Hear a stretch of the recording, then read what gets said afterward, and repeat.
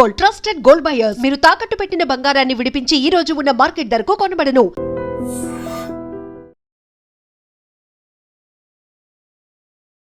Jubilee Hills MLA Maganti Gopinath మృతి పట్ల ముఖ్యమంత్రి రేవంత్ రెడ్డి తీవ్ర దిగ్భ్రాంతి వ్యక్తం చేశారు. ఆయన మరణం పట్ల ఆయన సంతాపం తెలియజేసిండ్రు. అట్లాగే ఆయన ఆత్మకు శాంతి కలగాలని మాగంటి కుటుంబ సభ్యులకు సీఎం రేవంత్ రెడ్డి ప్రగాఢ సానుభూతిని కూడా తెలియజేశారు.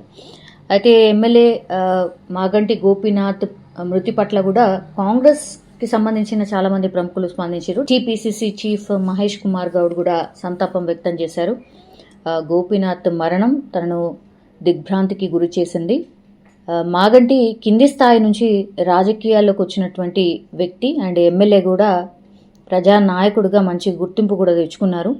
గోపీనాథ్ ఆత్మకు శాంతి కలగాలని కూడా ఆయన కూడా ఆకాంక్షించారు.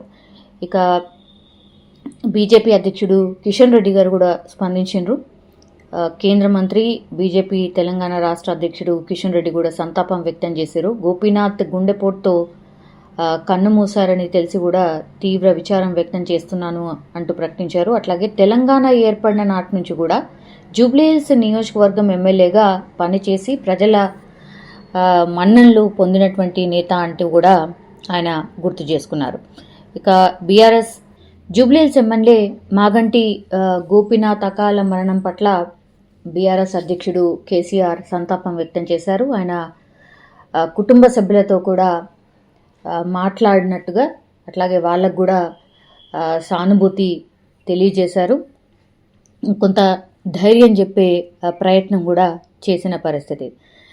జూబ్లీహిల్స్ ఎమ్మెల్యే మాగంటి గోపీనాథ్ ఈరోజు 5:45 తెల్లవారుజామున తుది శ్వాస విడిచారు. ఆయన గుండెపోటుతో ఏజీ హాస్పిటల్లో జాయిన్ అయ్యారు. కానీ చికిత్స కొనసాగుతున్నటువంటి టైంలోనే ఆయనకి మ్యాసివ్ హార్ట్ అటాక్ రావడం, ఆ తర్వాత కొంత మిగతా హెల్త్ ఇష్యూస్ కూడా ఆయనకు ఉన్నట్టు మనకు తెలుసు.